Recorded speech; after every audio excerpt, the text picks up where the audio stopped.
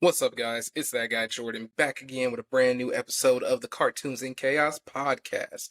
We are on episode 11. Like I said, we are going to keep this train rolling. Last week we talked about a couple of different things. This week we are going to be talking about the top 10 movies that changed cinema forever. We're also going to be talking about the top 10 Power Rangers of all time.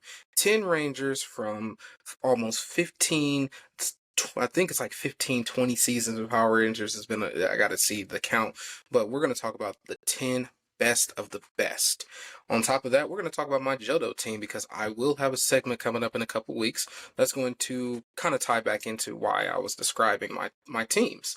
So we're going to be talking about my Johto team from Generation 2. Then on top of that, we're going to talk about the top 5 Christmas movies of all time. So we have a jam-packed episode. Without further ado, let's jump right in. So today, I wanted to start off with the top 10 movies that changed cinema forever. Now, these movies, I took these movies, I broke them down, figured out like what made these movies unique. Cinema, the movie genre, is a ever-growing thing. This is what we pay our money for. This is what we go see. This is, these movies right here not only brought in a lot of money, but they changed the way we saw fictional things. They changed cinema forever. Without further ado, let's start at my number 10. Phase 1 Marvel. Now, I know a lot of you guys are going to be like, what? Bear with me a little bit. In 2008, a unique idea concept came about. Actually, it starts back in 2000, or about 1999. Marvel Comics was about to sell. They was about to go bankrupt. They needed a splash. Why not start the new millennia with some superhero movies that actually stuck in land? And then from there, we build upon that somehow. So in 2000, they created Blade, X-Men, Spider-Man. Unique successes. They follow them up. Blade 2. Blade 2. Then you had X-Men, X2, Spider-Man 2, great follow-ups. Then you kind of have the flops a little bit. You have the X-Men 3, Spider-Man 3, and Blade 3. But then we did get Fantastic Four. The first one was great. The second one, fall-off sequels. But here we go. We have Marvel movies making their way into it. Live action is great. Now, around this time, I want to say is that 2005. So 2005 rolls around. Marvel's trying to figure out how can we compete with DC. DC's trolling out Batman Begins. I believe the next year they do Superman Returns with Brandon Routh. It's either the year before or the year after. I can't remember, but that didn't do well, but Batman was doing great. So they followed up with that. Because here we go into 2008. We got to go back to 2007. 2007, we saw a unique concept of Transformers. The very first Transformers by Michael Bay came out in 2007. Great movie. Now, within that, a lot of people start seeing teaser trailers for Tony Stark, Iron Man, Robert Downey Jr., all the likes. A lot of people did not see Iron Man being an instant success. But a guy named John Farva, or however you pronounce that guy's name, basically the dude plays Happy Hogan, saw potential in revitalizing Marvel, bringing Marvel back to the forefront of comics. From there, we create Iron Man 1. Instant success. And that's the same year that The Dark Knight comes out. And I believe that was the second best movie of the year because Dark Knight was just absolutely amazing that year. Heath Ledger Joker won a bunch of nominations, all that stuff like that. Rest in peace. But Robert Downey Jr. jumps back on the scene. Now, mind you, this is a concept where it's like, okay, how can we do better? So then we get The Incredible Hulk by Edward Norton. That story was, Edward Norton that Incredible Hulk was actually good. I give it credit where credit's due. That's actually a really good Incredible Hulk. But at the end of it, we see the return of a familiar face.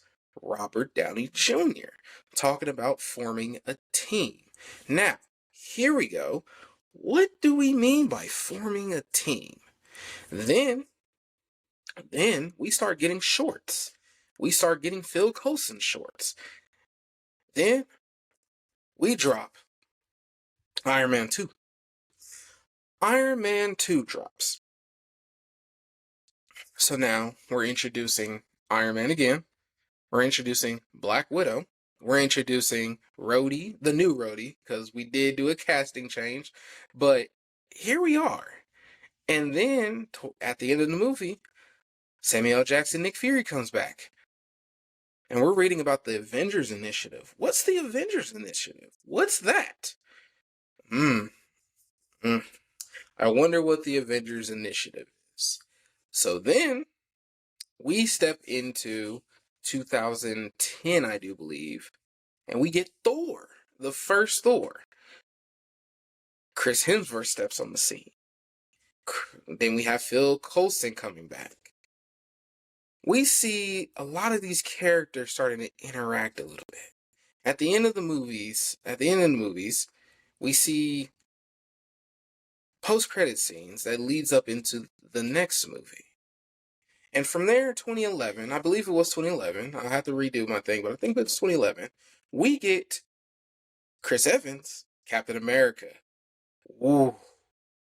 And then at the very end of that movie, we get Chris Evans, or Captain America will return in the Avengers. Very next year, we get one of the biggest cinematic movie experiences of the generation. 5 movies, a couple of shorts spanning a good 4 years, and we put together the Avengers, and the rest is history. That is why Phase 1 Marvel is the most important phase of the Marvel Cinematic Universe, because without the success that those movies drove, we would not see the mounting success that in the MCU has now. The power, the juggernaut, whatever. And the thing of it is that, yes, I will say that all the world building, everything was interconnected, but there was some plot holes done and everything. I will say, for a movie to come out and do what the Phase 1 of Marvel did,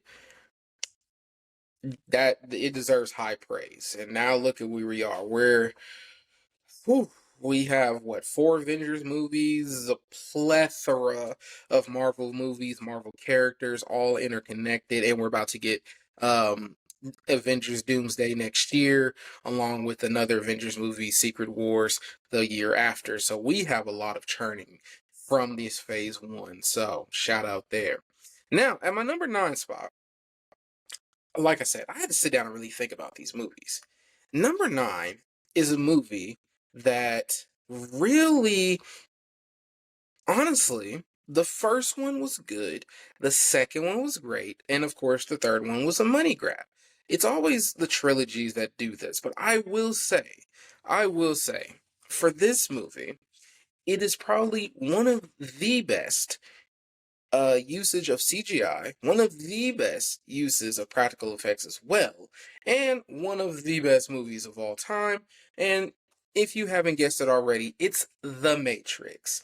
Keanu Reeves, Lawrence Fishburne. I can't think of anybody else from that movie right now off the top of my head, but very good movie for the time that it came out. And like I said, The Matrix Reloaded, I believe that was the second one, was peak fiction for its time.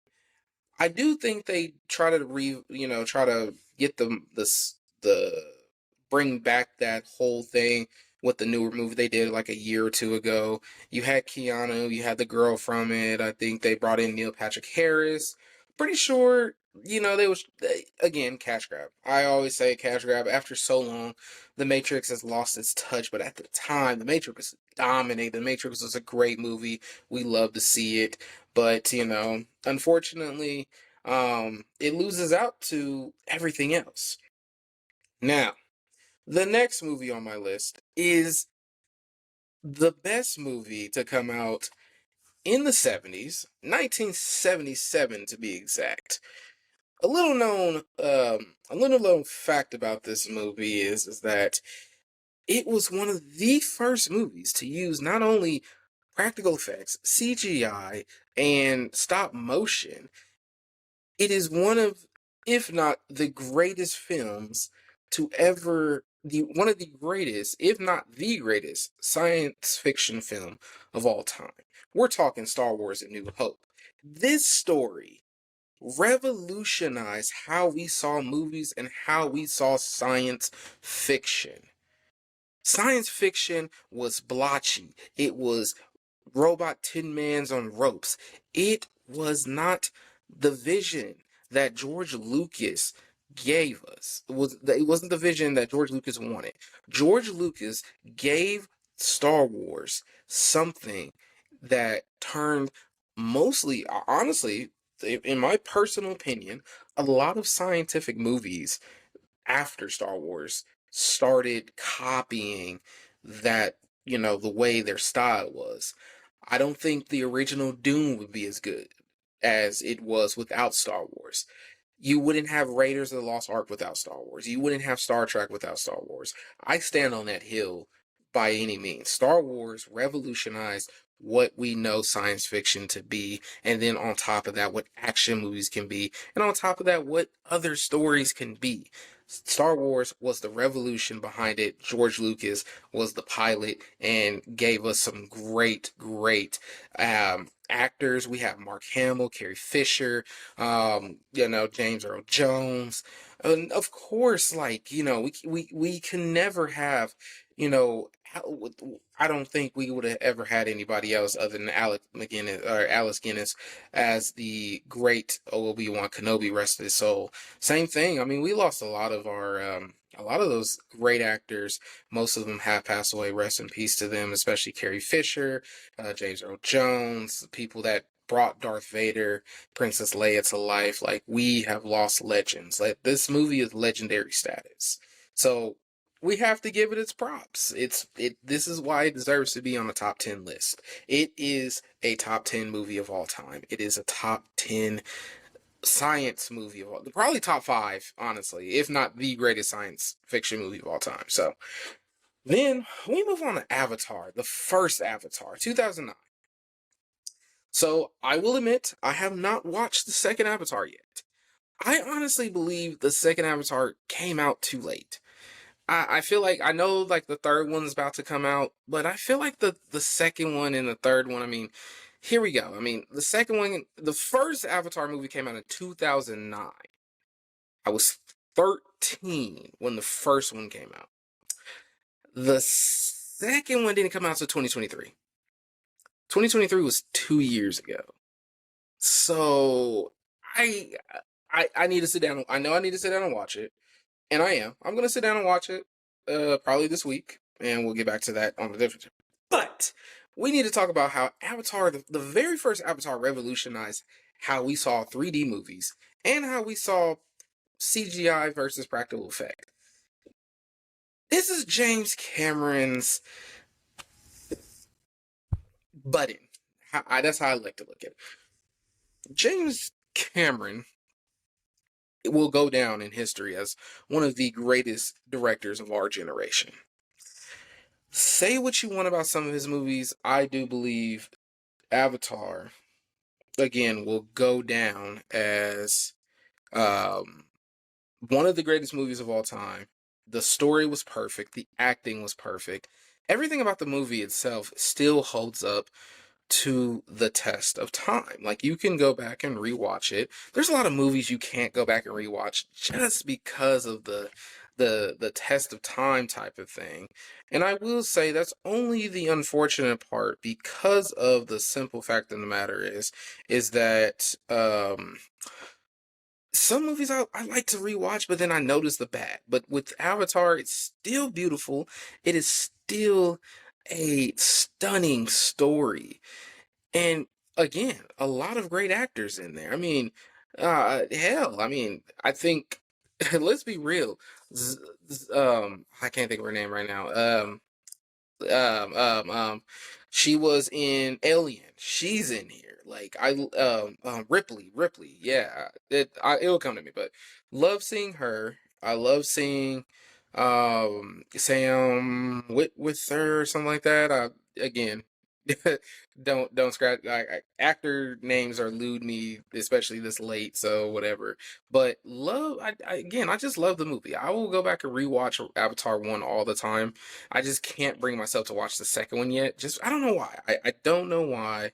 But um, I genuinely, again, James Cameron. James Cameron is going to go down as one of the greatest directors of our time. Just off of the rip of, Avatar was great. Avatar is probably one of his greatest films. Honestly, if you had to put his filmographics together, it would go. I think Avatar is probably number two, number three. I'm honestly gonna put it's top five, of course. So that's how I look at that. Moving on, we're gonna go to Jaws. Jaws, yes. I know a lot of people are like scratching their head, like, what's Jaws? Jaws is one of the first. How do I put this? Um, Jaws is the first Jaws came in 1975, and I want to say, let me see something. I just want to check something real quick. Um, Jesus, what am I looking for? Okay, here we go. Just want to make sure. Okay, yeah. So 1975. I think it was one of the first Steven Spielberg movies of all time. I'm pretty sure. I'm not too. I got to look that up, but I know Steven Spielberg is another all-time great director and story writer, whatever, and he will also go down as one of the all-time greats. But he made Jaws 1975, and the thing that makes Jaws unique is that Jaws is one of the first movies to be a summer blockbuster. They didn't have a lot of summer blockbuster movies up until that time. This is still 2 years before George Lucas even wrote Star Wars: The New Hope. Sorry, I got something in my eye. But Jaws brought people to the theaters. This is what really put theaters on the map. And this is what drove Jaws is one of those movies where it's an all-time great, yet it's underrated at the same time. Does that make sense? That's how Jaws is. I recommend going to go see Jaws.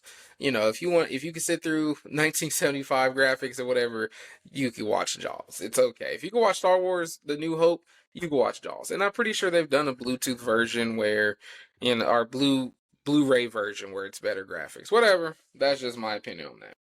We're gonna get into my top five. We're gonna get into my top five. We're back with James Cameron again. We are back with James Cameron. James Cameron. I'm just gonna run through these movies. So at 5 and 4, I do have Terminator and Terminator 2. Yes, it's a little bit of cheating because I have two of the same movies on here, but let me tell you why. So really quickly, I just need to look one thing up about the first Terminator. Okay, so 1984, and then we need Terminator 2, 1991. Okay, so 7-year difference. Okay, cool. So the reason why these two movies belong on a top 10 list of change cinema. Terminator. So let's backtrack real quick. So as I said before, Star Wars: A New Hope set the precedent for what scientific movies is. Well, Terminator took it a step farther. Using the Terminator at that time, you have Arnold Schwarzenegger, who at the time is like this big bodybuilder guy, and honestly, the first Terminator is basically a horror movie because this dude was moving. Like, it's a horror movie. But the CG, this is one of the first movies that used mostly CGI, and it didn't overdo it. Like, now we get a lot of movies nowadays where it's like overly using CGI to make up for practical effects. It used a mixture of practical effects and CGI, building equipment, and wow, what a phenomenon. I remember watching The Terminator for the first time. It was insane. Then we follow up, like I said, we have to go to my number 4, which is Terminator 2. Terminator 2 is why sequels are important. Terminator 2 is the continuation of the story of Terminator, and it sets the standard for what a sequel should be. So there's a 7-year gap between Terminator and Terminator 2. So here we are in whatever, here we are, the 7-year gap, and now we're in the 90s now. We're in the 90s. The Terminator is back. Arnold Schwarzenegger is back. He looks more realistic. The movements are not as sticky, and CGI is perfect. And can we talk about how they made that Liquid Man run and do what he did?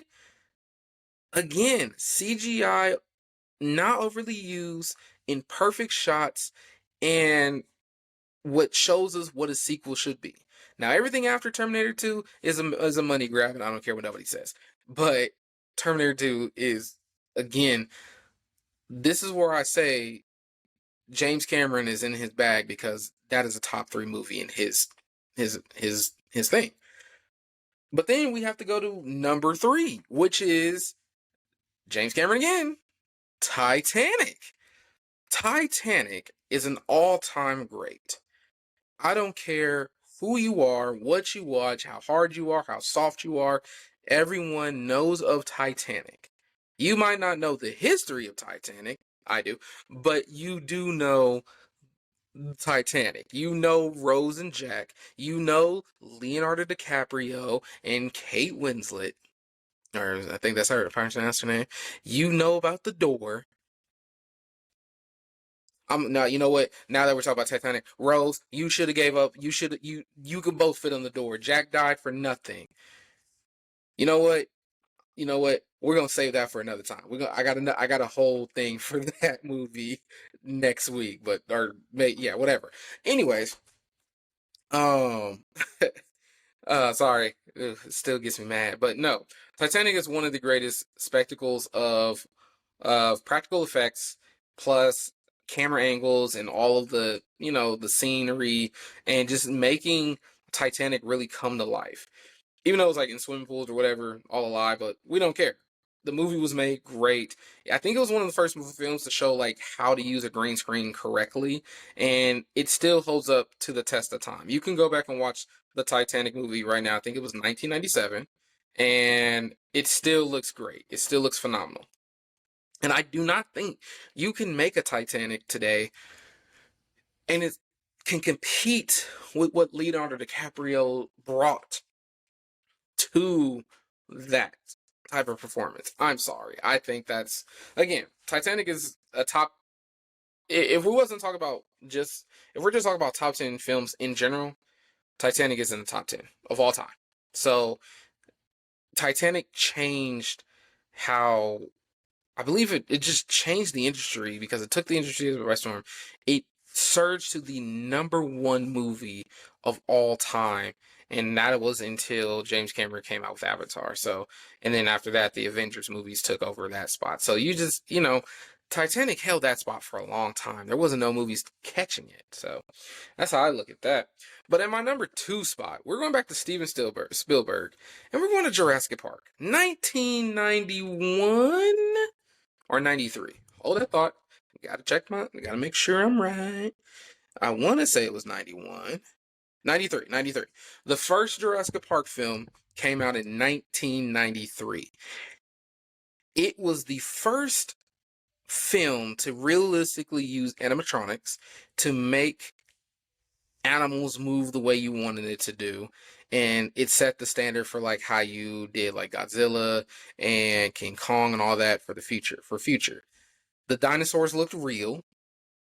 Like, I watched that movie when I was 3. First time I watched that movie, I was 3 on VHS. I thought the dinosaurs were real. I thought dinosaurs still lived for a long time. We're not going to talk about that. But Jurassic Park is, again, one of the greatest movies of all time. It is an all-time great. And again, it is Ooh, Jurassic Park is a good movie. Jurassic Park, no matter how you look at it, is always going to be a great movie.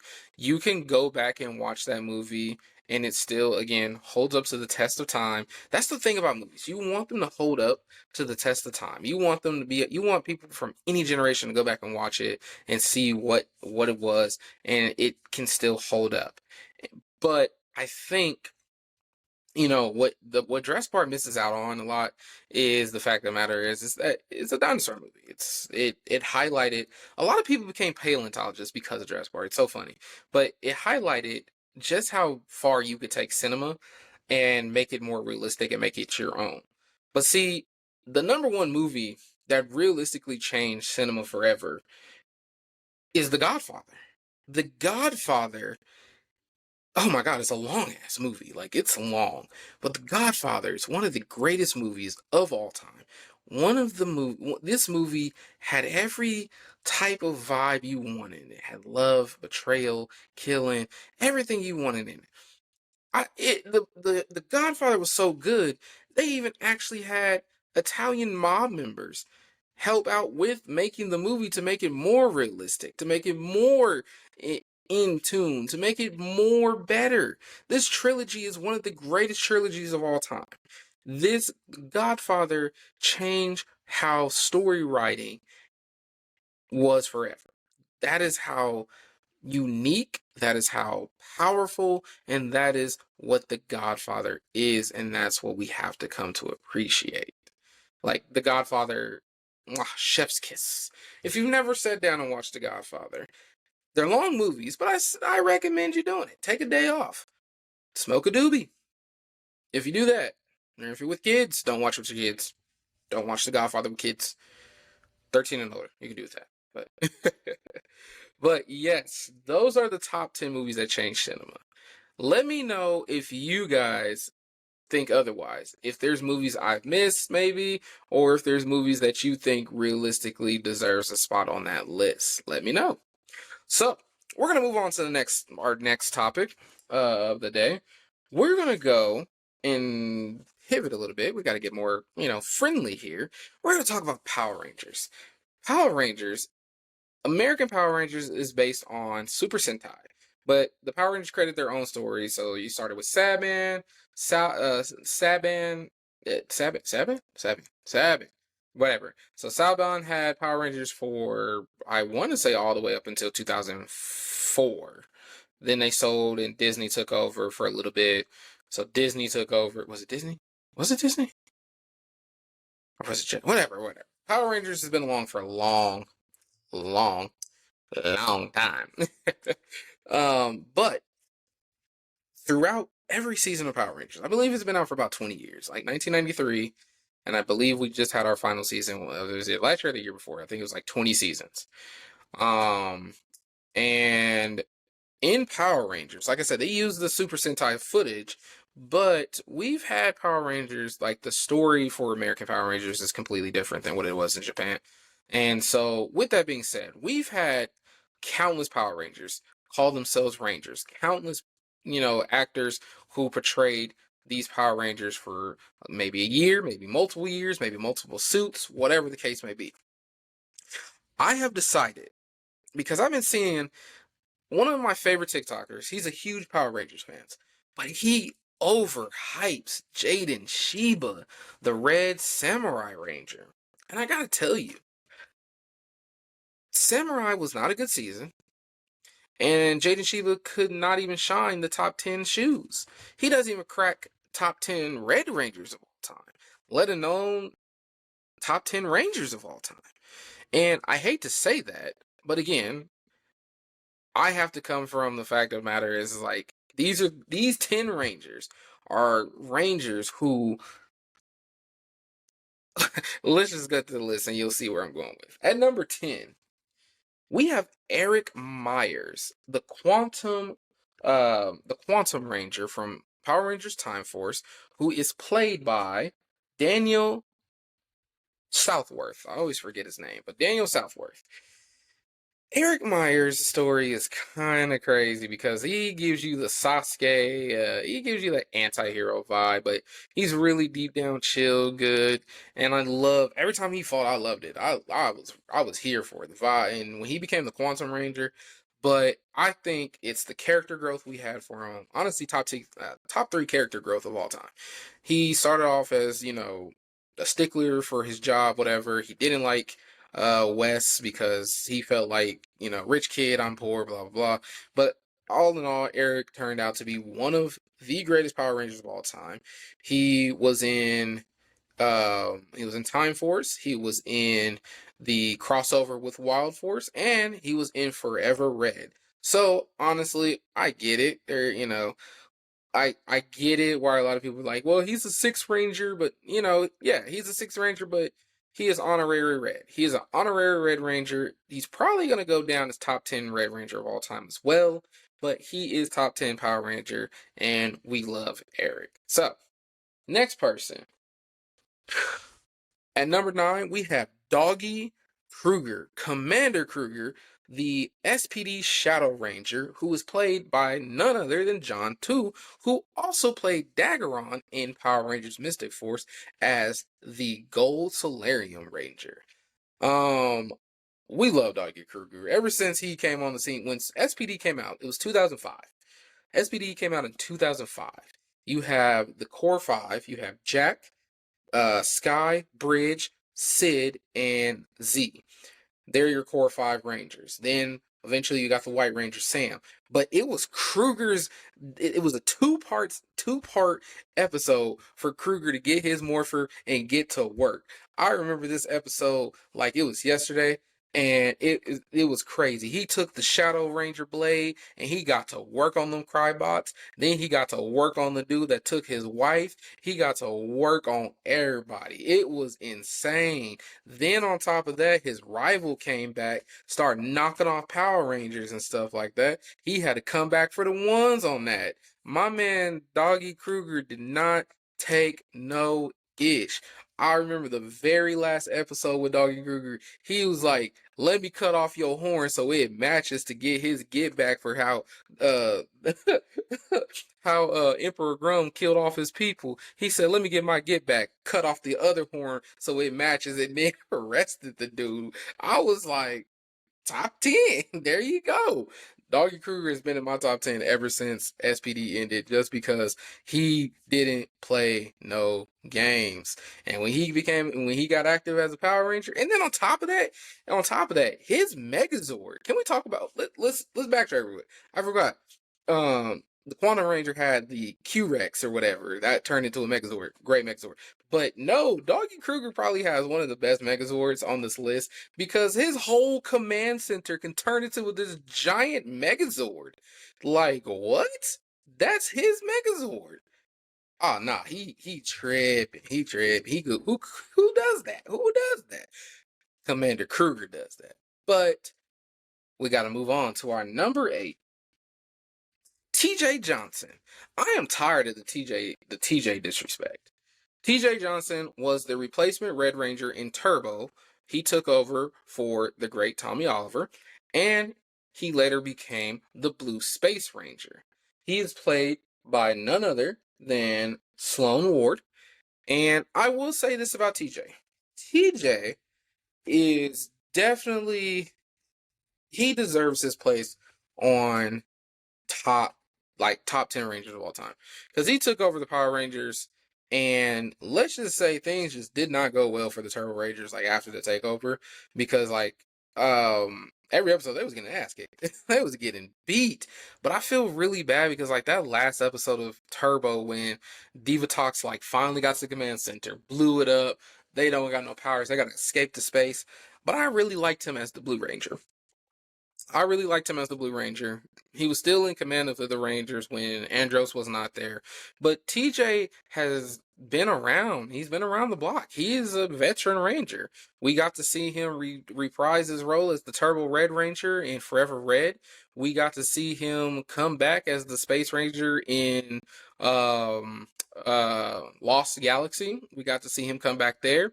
We also got to see him come back in a couple specials. We got to see him in the Steel special, and then we got to see him um in the legendary battle special. So we love TJ. TJ is probably going to be, he's not top 10 Red Ranger, but he is top 10 Blue Ranger.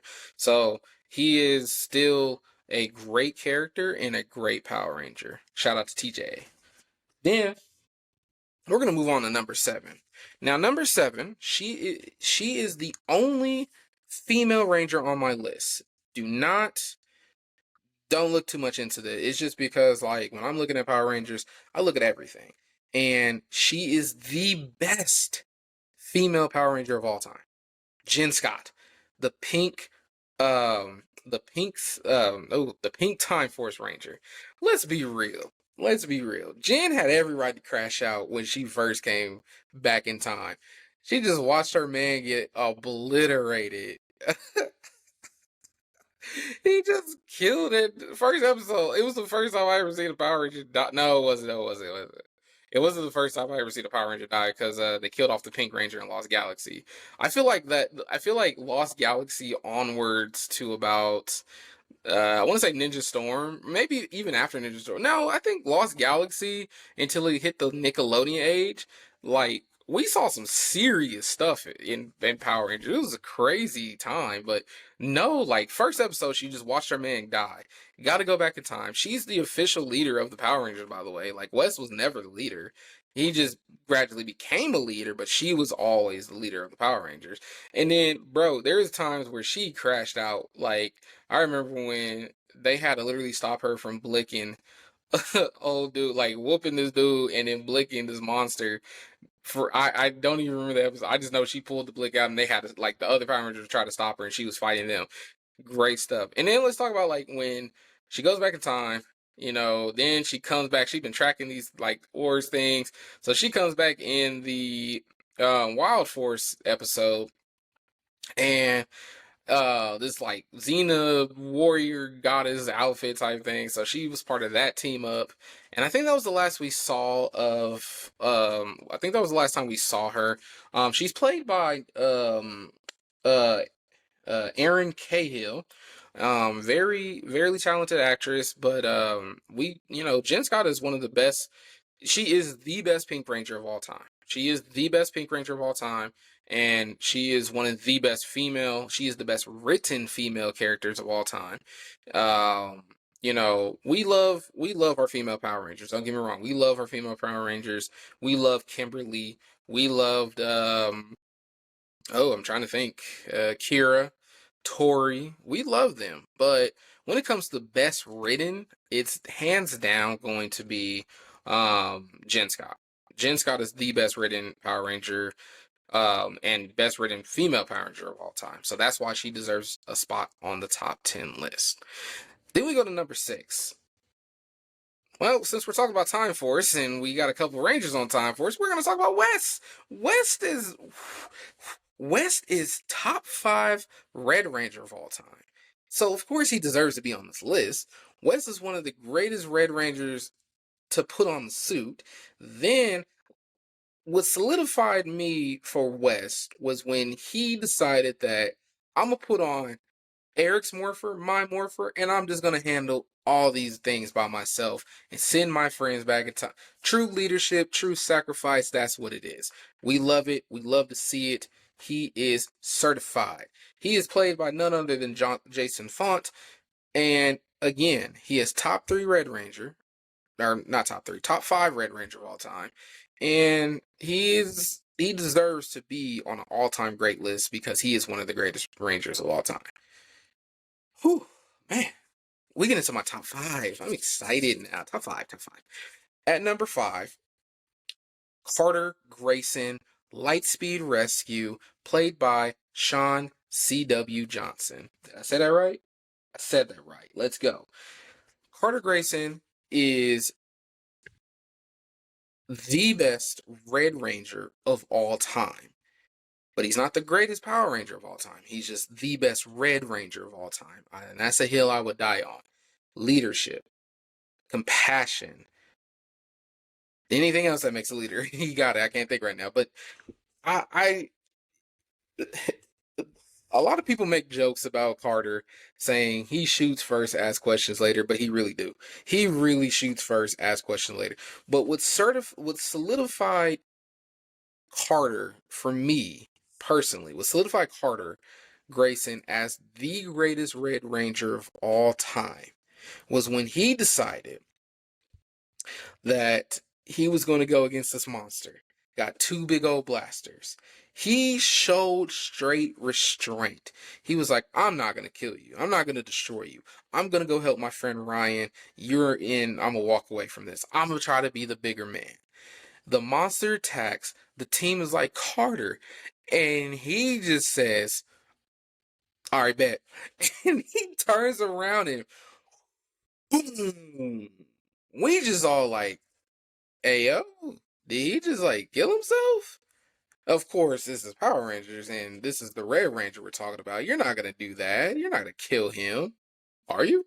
And then he just like gets up like, nah, I'm good, man. I'm good. And I was like, oh yeah, he certified greatest Red Ranger of all time. Then, of course, we see him in the Time Force with Wes. Then we get to see him in Forever Red. And then we get to see him come back for the Legendary Battle. Which, by the way, the only thing that makes Megaforce even remotely okay was just the Legendary Battle when we got the Legendary Rangers. That was it. That is the only thing that makes Megaforce watchable. But we're not going to get into that. But we are going to get into the fact that Carter Grayson is certified. He is top 5 Power Ranger of all time and the number 1 Red Ranger of all time. That is a hill I'm willing to die on. So then we're going to move on though to my number 4. Number 4 is, of course, Adam Park. Adam. He is played by none other than the great Johnny Young Bosch, who I got to meet a couple years ago. Shout out to Johnny. Definitely tagging him in this because I want him to know that he is the number 4 greatest Power Ranger of all time. He was the Mighty Morphin Black Ranger after Zach. He is the Zeo Green Ranger and the Turbo Green Ranger. We have seen Adam develop from uh, a shy young martial artist into a confident young man. By the time he came back in space to help Carlos get his confidence back, this man was doing things like, oh yeah, he a Power Ranger, you're a Power Ranger. And what certified me for Adam was I liked Adam when he stepped on the scene. I loved his fighting style. I loved like the unsureness of him. He was never like he wasn't like underconfident, but he just, there's times where he's just like wasn't sure of himself. But I love the fact of the matter is that he became his own.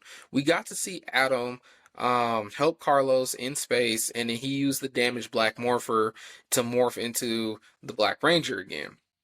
Then we didn't see Adam for a while until Operation Overdrive, which I think was insane. Seeing Adam in Operation Overdrive lead the Legendary Rangers from the Disney era and he's from the Saban era was insane. Seeing that was definitely a chef's kiss to my childhood. So, and like I said, cool. The actor, like he's one of the only Power Rangers I've ever got to meet, and he voice acts. If you didn't know, he has a lot of voice acting, but he voice acts one of my favorite characters in Iron Blooded Orphans. He is Orga. Um, I remember meeting him when he was like, "Are you okay?" Because like Iron Blooded Orphans Gundam is very sad. So I'm okay, but like I'm not okay because you died. But whatever. We're not gonna talk about it. Yeah, so moving on. We're down to our top 3. So at number 3, we have to go with the Red Space Ranger Andros, who is played by Christopher Kamen Lee. Of course, we're going to put Andros on a top 3. He is top 3 Power Ranger. He saved the universe. Of course, he's one of the greatest Power Rangers of all time. Of course, he's one of the greatest Red Rangers of all time. Honestly, he's probably top 2. It goes Carter and probably Andros at that number 2 spot. Andros did what no other Power Ranger would have had the gall to do, and that was to kill Zordon. That submitted him as the greatest one of the greatest Red Rangers of all time of his era, and one of the greatest Power Rangers of all time. But you still got to go against these two guys. And of course, at number 2, we have Jason Lee Scott, the Mighty Morphin Red Ranger and the Zeo Gold Ranger for a time. And he's played by Austin St. John. Despite the legal stuff with Austin, he is still considered one of the greatest Power Rangers of all time. He is definitely number 3 in my spot for greatest Red Ranger of all time.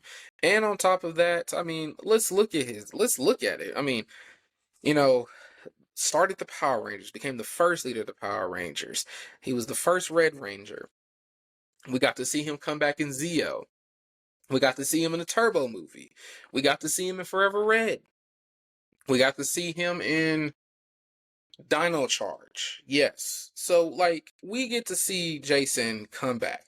We get to see Jason be one of the greatest leaders of Power Rangers. And like I said, top 3 Red Ranger.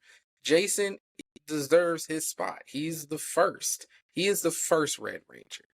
He will always deserve his spot in history of the Power Rangers series. But we have to give it the number 1 spot. You already know who's number 1. I don't even know why we even discuss number 1, because he is the greatest Power Ranger of all time. That is Tommy Oliver. Tommy Oliver is the greatest Power Ranger of all time. He was the Menace in green in Mighty Morphin, the White Knight in Mighty Morphin, the Red Zeo Ranger, and the Red Turbo Ranger until he decided to move on. Then we get to see him in Dino Thunder as the Black Dino Ranger. Greatest comeback story of all time. He is played by the late, great Jason David Frank, who unfortunately passed away a few years ago due to suicide. We do love Tommy, no matter what it is. Rest in peace to the great Jason David Frank. I wish I would have had an opportunity to meet him. I did have an opportunity to meet him, like, I want to say it was a couple of months before his unfortunately passing, but I did not get to make it to his signing or anything. But he is still in our hearts. He is still a Ranger. He is among the other Lost Rangers that we did lose, and our characters that we lost in Power Rangers as well.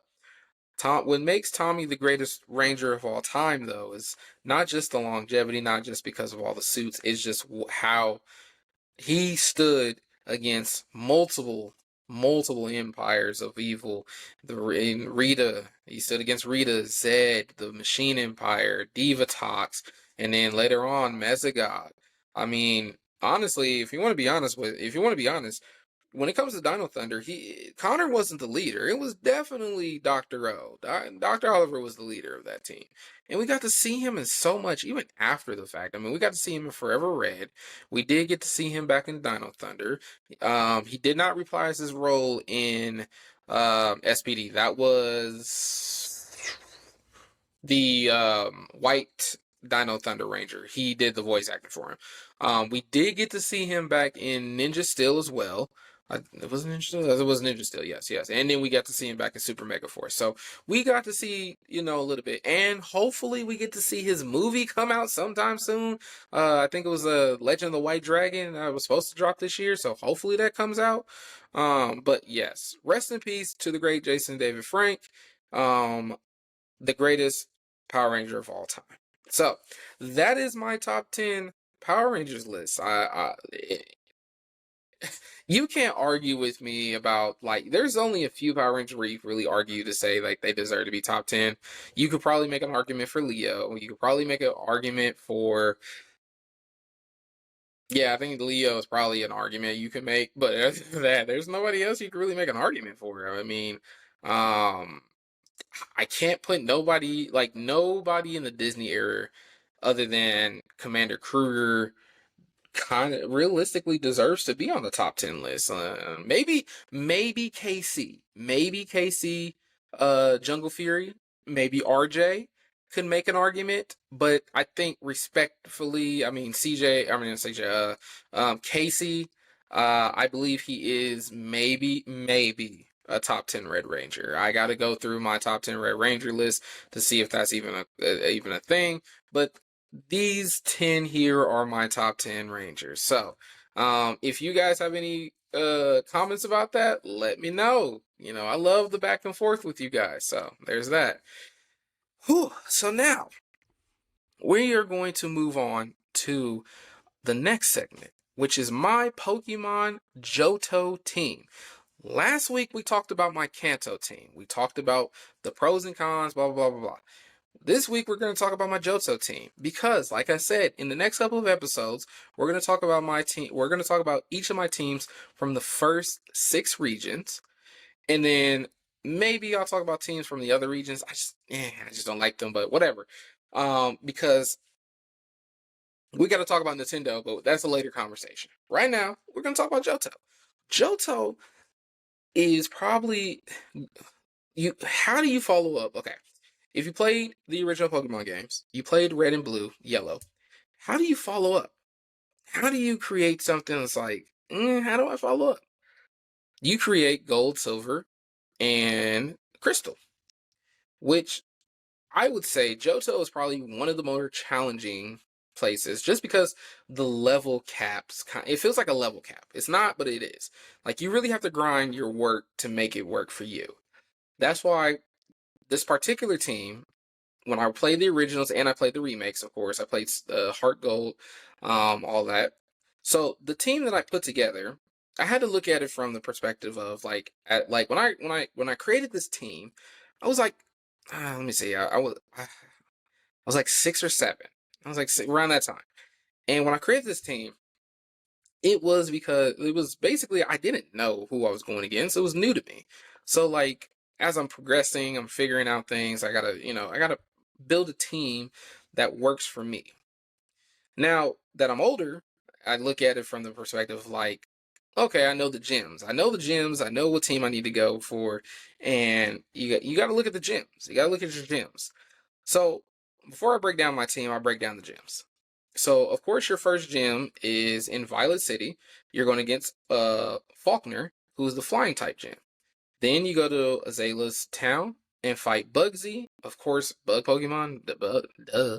Then you go see Whitney, who I don't care what nobody says. I don't care. I don't believe it. Whitney gave everyone the work, especially with that Miltank. That Miltank gave everyone. She's the 3rd gym leader. You had to come in prepared. You got to go to war with her Miltank. That rollout was devious. Anyways, Whitney is the normal Goldenrod City gym leader. Then you go see Marty, who's the ghost type gym leader in Eurotech City, which I will say Eurotech is probably the most visually appealing city. I love seeing the city, and I wonder if they do a remake of it on the Switch. I wonder how like visually good it would look, because I just want to see it like I don't know. Then you have Chuck, the fighting gym leader in Cinnawood. Then you have Jasmine, the steel gym leader in Olivine City. Price, the ice gym leader in Mahogany Town. And then in Blackthorn, you have Claire, the dragon lady. So those are your 8 gym leaders. Then, of course, you have to go against the Elite Four. Now, the Elite Four is Will, who's a psychic type gym leader, or Elite Four member. Poison is Koga. Bruno fighting Karen Dart. So, Gold, Silver, and Crystal takes place 3 years after the events of the Kanto region. Obviously, some things have changed, especially in the Elite Four. L'Oreal's gone. Agatha's probably retired or dead. Recipes. And then where's Lance? So you gotta kind of figure that. Well, Lance is the champion. Lance has become the champion. And after you defeat him, you go back to Kanto, where things have kind of changed. Because you still have, it didn't change a lot. Because you still have Brock, you still have Misty, LT Surge, Erica. But instead of Koga, his daughter took over, is Janine now. Then you have Sabrina. Blaine is in Seafoam now. He's not even on, what's it called? Cinnabar, because I think it, like, got destroyed by a volcano or something. And then your last person is blue, who has a mixed team. Luckily, no starters. And then, of course, your challenge basically when you've done everything else you could do, is you go find red on Mount Silver. And red has that level 87 Pikachu. Crazy times, crazy times.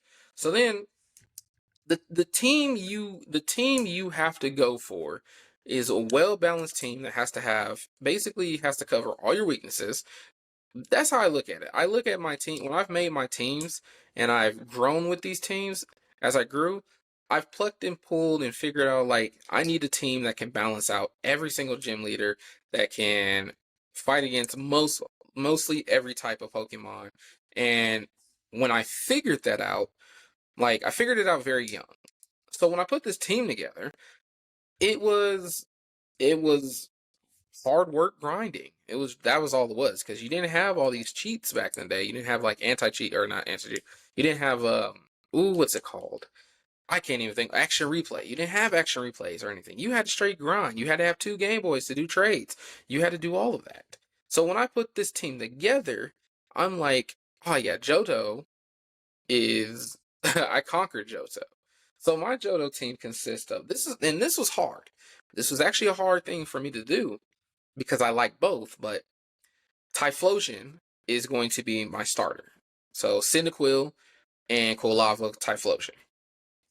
I love Feraligatr, but Typhlosion edges Feraligatr out because Typhlosion can do a little bit more for me. And then, of course, there's Ampharios, one of the best electric type Pokemon of all time. And very fast, very easy to evolve, or very easy to attain through evolution. And its moveset is very decent for what you need. It handles water and it handles water and flying types very well. So if that's, you have that coverage for you, especially when you're surfing or anything like that. Then you can move on to the red Gyarados.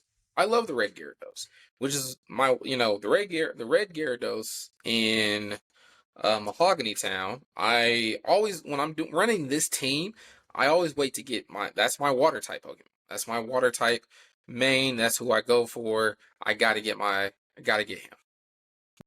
Then, to basically, this Pokemon right here is, it screams Gen 2. Houndoom. Houndoom is basically, you have Arcanine, who's like the friendly, lovable, cuddly dog, and Houndoom is the Doberman Pinsir. He is not to be messed with, and I love it. And his moveset is very decent. Teaching Houndoom like Flamethrower, Crunch, Shadow Ball, and something else. I mean, very good moveset. And it has a decent attack and it has a decent defense, unless you want to raise it with like protein and iron, but that's completely up to you. Because the tank of the team is definitely going to be Tyranitar. Tyranitar is definitely my tank of the team, because the simple fact of the matter is it's tanky, bulky. Yes, it has its weaknesses, but I can cover it with the move set. Tyranitar is basically like your Rhydon type of thing, because Rhydon, Tyranitar, all of them can learn a plethora of moves. So if you equip him with those moves, you're in for a rude awakening, my guy. You're in for a rude awakening. So, and then last but not least is Togetic.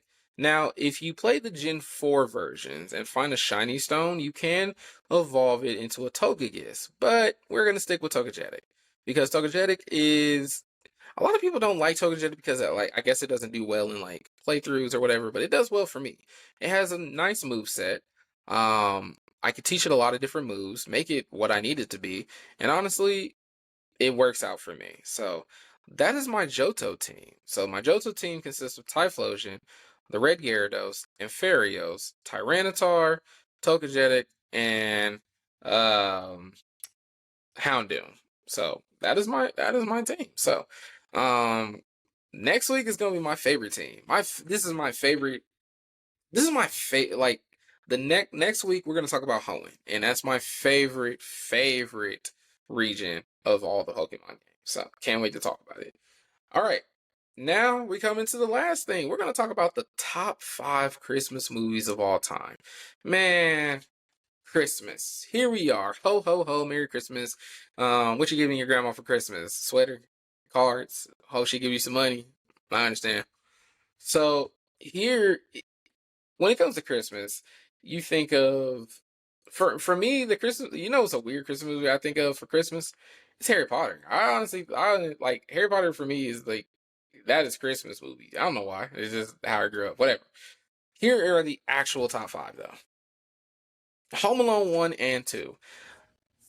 The first two Home Alones, oh my gosh, they're cult classics. I don't care what nobody says. Um, they're the best. They're one of the best Christmas movies of all time. Macaulay Culkin before all the stuff happened to him and everything. Glad he's back though. But yeah, really great movies. I honestly feel like the first time was on the mom, the second time was also on the mom and dad. So yeah, kind of got it. How do you lose your kid twice? All right, number four. Santa Claus is Coming to Town. One of the earliest animation movies, one of the earliest animation movies. It's very cutesy. My wife got me into it a couple Christmas ago, so now it's a tradition. I have to watch it every single year. So, yeah, I'm into Santa Claus is Coming to Town. I love the Burgermeister. Yeah, so gotta watch. If you never watched it, you gotta watch it. It's a cult classic. Then at number three is A Charlie Brown Christmas. A Charlie Brown Christmas was they played that all the time in school, and I think it was like one of the first I think it was like right after the first integration of a black character in Charlie Brown. I think so. I guess that was one of the reasons I actually like it. But yeah, I mean, still honestly, I could probably like squeeze out and put it at four, put Santa Claus Coming Down at three. But yeah, now at two is Polar Express. Polar Express is one of the greatest Christmas movies of all time. You can't sit here and tell me that you did not watch the Polar Express because I will look at you and probably slap you. Because like, what was you doing with your life? Who doesn't watch Polar Express? Who and you know, crazy thing is, I had a lot of other movies that I could have put, but like Polar Express just it's a childhood classic for Christmas. You watched it every Christmas, and trust me, it's good. It's a good movie.